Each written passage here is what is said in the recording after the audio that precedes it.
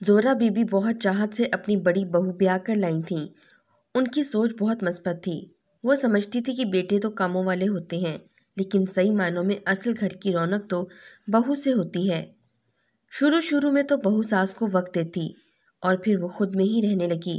طاہرہ، نی طاہرہ، اللہ تجھے غرق کرے، پانی تو دے جا مجھے۔ معذور ساس بستر پر پڑے پڑے چلائی اور چیخ کر تھک گئی۔ نہ بیٹے نے دھیان دیا، نہ بہو نے پانی دیا۔ حلق میں خاردار جھاڑیاں اگی تھیں، مگر پیر کب کے ساتھ چھوڑ گئے تھے۔ اٹھنے کی کوشش میں جان سے ہی ہاتھ دھونا پڑتا، منہ کے بل گرتی اور اٹھانے کو کس نے دوڑنا تھا۔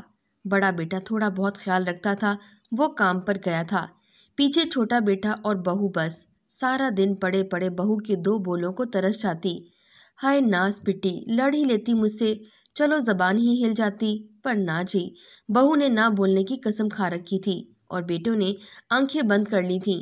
بھلے سے مرے یا جیے، بہو بیاہ کر لائی تھی کہ چلو گھر سنبھالے گی، بوڑھی ہڈیوں میں اٹکی جان کچھ تو سکھ کا سانس لے گی۔ پاس پڑوس ہمسائیاں جو بہو کی ڈسی ہوئی تھیں سمجھاتی تھیں کہ بچ کے رہنا، راجدھانی ہاتھ سے گئی۔ اب بیٹے بھی گئے، گھر بھی گیا، مگر وہ ذرا مختلف طرح کی ساس تھی۔ بیٹوں کا اچار ڈالنا ہے بھائی، بہوؤں کے تو ہی ہیں، اور پیسوں کی کیا ضرورت، اب میں نے کون سا بیٹی کا داج اکٹھا کرنا ہے، بس 2 وقت کی روٹی ملتی رہے اور 2-4 میٹھے بول، بس میں نے خالی خولی گھر کا کیا کرنا ہے۔ وہ صرف باتیں نہیں کرتی تھی، اس نے واقعی ہی بہو کو تنکے جتنی تکلیف بھی نہ ہونے دی، نہ بیٹے کو پھانس کر رکھنے کی کوشش کی، نہ دونوں کے مل بیٹھنے پر جل کے راکھ ہوئی، بلکہ وہ تو ان کو ہنستا مسکراتا دیکھ کر سوتی بن جاتی کہ کہیں دونوں اس کے لحاظ میں چپ نہ کر جائیں۔ بڑا بیٹا سیدھا سادہ محبت کرنے والا تھا، مگر بہو خوبصورت اور نک چڑی تھی، جی چاہتا تو ہنستی، نہیں تو چپ رہتی۔ چھوٹا پہل تو گھر سے دور رہا کہ نئی شادی ہے، مگر اب وہ مستقل گھر میں دکھائی دیتا تھا۔ زہرا بی بی چپ کے دیکھتی رہتی، وہ تو جیسے اس گھر کا حصہ ہی نہیں تھی۔ چھوٹا بیٹا ندیم بھابھی کرتا پھرتا، دوسرے معنوں میں سانس بھی بھابھی سے پوچھ کر ہی لیتا تھا، شاید وہ تھی ہی اتنی اچھی۔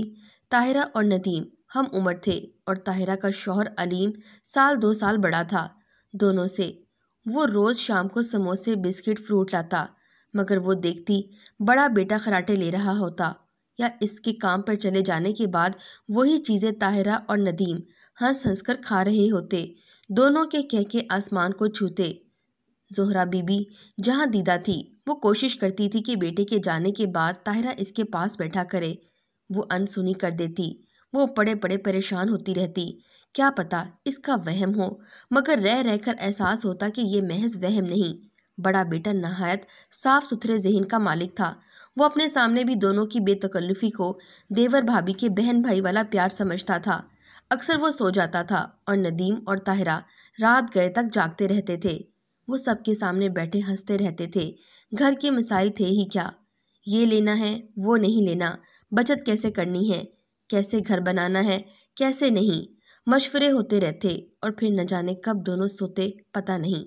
بہو بیٹے کے پاس جاتی تھی، اور جاتی بھی تھی یا نہیں، زہرا بی بی کی آنکھیں دیکھ کر تھکنے لگتی، مگر وہ باتیں کرتے نہیں تھکتے تھے۔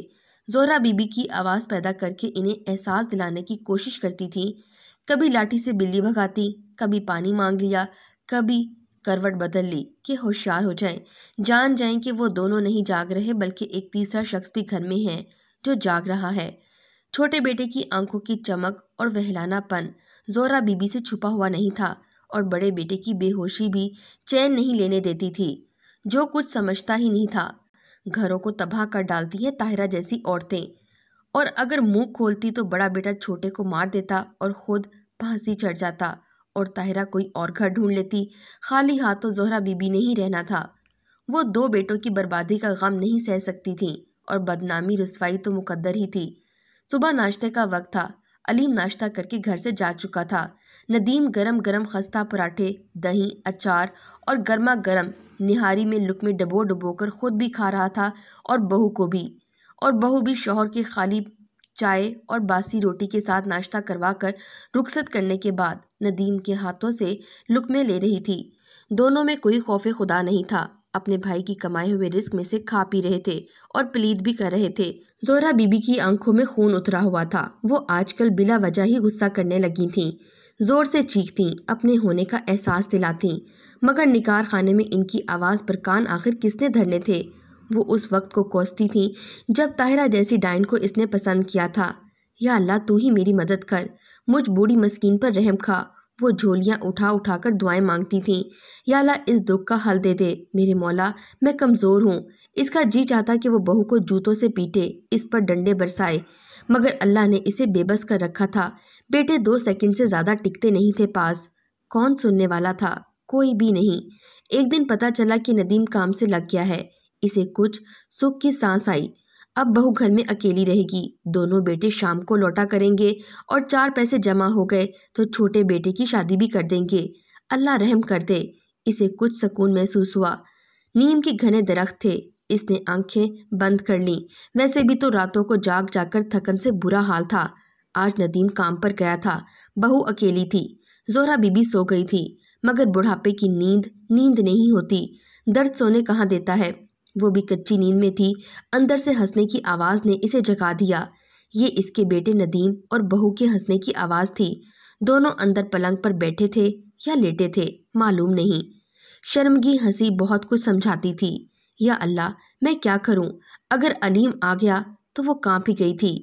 ताहिरा, नी ताहिरा, उठ, मुझे रोटी थप दे, बड़ी भूख लगी है। मगर कोई जवाब नहीं आया। इसने गुस्से से अपना जूता दरवाजे पर दे मारा तो दोनों बाहर निकल आए। बहू चूल्हे चौकी में मसरूफ़ हो गई और बेटा, जिसके चेहरे पर लिपस्टिक के निशान थे, बाहर जाने लगा। ज़ोहरा की आंखें और दिमाग फट से गए। मुंह धो के जा नदीम, अल्लाह से डर मेरा बच्चा, अल्लाह से डर। इसकी पकड़ बड़ी सख्त है। वो रो धोने को थी और नदीम और ताहिरा थोड़ा खिसिया से गए थे। नदीम नलके के पास इसके करीब ही मुंह धो रहा था। ज़ोहरा बीबी इस गंदे कीड़े को नफरत से देख रही थी। वो चला गया और ताहिरा इसकी चीखों पुकार को नज़रअंदाज करके नदीम के कपड़ों को तार से उतार कर खूब जमा कर तह लगा रही थी। खाला नुसरत ज़ोहरा बीबी को हिचकियों से रोते देखकर परेशान हो गई थी। इतना तो इसके मामू की बेटी अपनी रुखसती पे नहीं रोई थी जितना अब सिसक सिसक कर रो रही थी। ज़ोहरा बीबी को शक था कि इसे कोई बहुत बड़ी बीमारी लग गई है, इसलिए वो छोटे बेटे का घर बसाकर मरना चाहती थी। अब इसके पास बहुत कम मोहलत थी। वो जल्द अज जल्द नदीम की शादी करना चाहती थी। खाला नुसरत ने हामी भर ली और फ़ौरन इसे रुकैया का रिश्ता बताया और जो झट मंगनी और पट ब्याह हुआ। और नदीम बहुत चिल्लाया था कि इसे अभी शादी नहीं करनी, और ताहिरा ने भी जितना हो सका लड़की वालों को जलील किया। मगर ज़ोहरा बीबी और रुकैया के घर वाले बड़े साबित कदम निकले। आखिर को नदीम कमाऊ लड़का था। अच्छे रिश्ते आसानी से नहीं मिलते, सब्र तो करना था। उन्होंने भी ताहिरा की चालाकी को एक तरफ किया और बेटी को दुल्हन बनाकर नदीम के संग रुखसत कर दिया। ताहिरा बहुत तिलमिलाकर रह गई। इसने रुकैया के घर वालों को बहुत सुनाई थी। वो किसी बात को खातर में नहीं लाए, बस बेटी बिहानी थी, ब्याह दी। ज़ोहरा को दुल्हन बने रुकैया हफ्ते अकलीन की दौलत लगी थी। वो जल्द अज जल्द इसे नदीम के कमरे में पहुंचाना चाहती थी। यही लड़की थी जो इस घर को हवस के इस शैतानी खेल से बचा सकती थी। आज पहला दिन था जब ज़ोहरा बीबी खुश हुई थी दिल से। अलीम ताहिरा के साथ अपने कमरे में और दूसरे कमरे में नदीम और रुकैया, और वो खुद बाहर बड़े छपेरे के नीचे अकेली। आज तो बेफिक्री से सोना था। अब सब ठीक हो जाएगा। जिस तरह नदीम खामोशी से कमरे में गया था, लगता था सब खैर होगी। वो जितना पहले शादी से भागा था, अब वैसे ही चुपचाप अपनी दुल्हन के पास गया था। दोनों बेटे अपने घर गृहस्थी वाले हो गए थे। अल्लाह अल्लाह खैर सल्ला। शुरू में नदीम दुल्हन के आसपास फिरता रहा, फिर आहिस्ता आहिस्ता दूर होने लगा और अब ज़्यादा वक्त रुकैया के बजाय ताहिरा से बातों में गुजारता था। दोनों वापस फिर इसी मामूल पर आ रहे थे, मगर अब एक और जीता जागता वजूद भी इनके दरमियान था, और वो ज़हरा की तरह मजूर नहीं था। रुकैया अपने शौहर के कपड़े जूते खुद संभालना चाहती थी और ताहिरा इसे रोकती थी। कभी कपड़े छीनने, कभी जूते, कभी नाश्ता बनाने पर झगड़ा और कभी खाना देने पर झगड़ा। ताहिरा हर कदम पे रुकैया का इम्तिहान साबित हो रही थी। वो किसी तौर पर नदीम का पीछा छोड़ने पर तैयार नहीं थी, और नदीम हर वक्त लड़ता चीखता था और समझ में नहीं आता था कि वो रुकैया को कोस रहा है या ताहिरा को। मगर वो हर वक्त गुस्से में रहने लगा था। رقیہ اس سے بات کرنے سے بھی گھبرانے لگی تھی۔ ایسا آخر کیوں کر رہا تھا؟ علیم تو اپنی بیوی کو اس طرح سے گالیاں نہیں بکتا تھا، تو آخر اس کا شوہر ہی کیوں؟ شادی کو 1 مہینہ بھی نہ ہو پایا تھا کہ وہ بدترین قرار دے دی گئی تھی۔ طاہرہ اور ندیم اسے بدتمیز کہتے اور علیم بھائی اسے گھر میں فساد پھیلانے کا ذمہ دار قرار دیتے۔ اس 1 مہینے میں اس نے 1 مرتبہ بھی اسے مسکرا کر نہیں دیکھا، بلکہ وہ تو اس سے ہمیشہ ہی بیزار نظر آتا۔ کئی بار رقیہ کے والدین آئے، سمجھایا بجھایا، مگر وہ کیسا غصہ تھا جو ختم ہونے کا نام ہی نہیں لیتا تھا۔ کیسی جھنجھلاہٹ تھی جو سوار رہتی تھی۔ رقیہ جتنا قریب جاتی وہ اس سے اتنا ہی دور بھاگتا۔ پھر بھی بشری تقاضے اسے کبھی نہ کبھی کسی کمزور لمحے میں اسے رقیہ کے قریب کر ہی دیتے تھے۔ بس یہ غلط فہمی تھی کہ وہ اس سے محبت کرتا ہے، مگر چڑھتا سورج، دن کے اجالے اور شوہر کی خونی نگاہیں اور ہی کہانی سناتی تھیں۔ زہرا سمجھاتی جو کوئی اس کے پاس بیٹھتا، ندیم اب ماں کو ہی قصوروار ٹھہراتا، جو ایسی فتنہ کو بیاہ کر لائی تھی جس نے گھر کا سکون برباد کر دیا تھا۔ زہرا بہو کو تسلی دیتی، اسے سمجھاتی رہتی۔ طاہرہ دن بدن پر پھیلا رہی تھی اور چھوٹی بہو کے لیے گھر میں جگہ کم ہوتی جا رہی تھی۔ اب وہ دو بدو لڑائی کرنے لگے۔ وہ کچھ سمجھ چکی تھی، مگر سب کچھ جانے سے پہلے ہی ندیم نے اسے فارغ کر دیا۔ وقت ہی کتنا لگتا ہے ان بولوں میں۔ رقیہ کا بوریا بستر گول ہوا اور زہرا رو رو کر اندھی ہوئی۔ اب پھر سے وہی منظر تھا جس سے وہ ڈرتی تھی۔ 3 مہینے بھی بہو گھر میں نہ ٹک سکی۔ اب طاہرہ کھلم کھلا گاتی پھرتی تھی۔ تار پر رقیہ کا نیلا دوپٹہ ٹنگا رہ گیا، باقی سامان وہ لے گئی تھی۔ زہرا اسے دیکھ دیکھ کر روتی تھی۔ کیسے زندگی تباہ کی تھی ایک معصوم لڑکی کی۔ کاش وہ بیٹے کی شادی ہی نہ کرتی، ورنہ بیٹی والے گھر کے منہ پر طلاق کا لیبل نہ لگتا۔ وہ رہ رہ کر نادم ہوتی۔ طاہرہ کے میکے والے اپنی چھوٹی بیٹی ندیم کو دینے کا ارادہ ظاہر کر چکے تھے، مگر طاہرہ کسی بھی طرح ماننے کے موڈ میں نہیں تھی۔ بس ایک خاموشی اور ٹال مٹول، کبھی ندیم راضی نہیں، کبھی اس کا ارادہ نہیں۔ طاہرہ کے لچھن دن بدن بگڑتے جا رہے تھے۔ بچہ کوئی ہوا نہیں تھا، بس ہنسی ٹھٹول میں وقت گزر رہا تھا۔ شام کا وقت تھا، سورج ڈوب رہا تھا، ہر طرف زردی پھیلی ہوئی تھی، آسمان آہستہ آہستہ ستاروں سے سج رہا تھا۔ بڑا بیٹا اور بہو اچھے موڈ میں تھے۔ ندیم دوسری چارپائی پر لیٹا ہوا تھا، اللہ جانے کیا سوچ رہا تھا۔ طاہرہ چائے بنا کر لائی اور شوہر کو اپنے ہاتھوں سے چائے پلانے لگی۔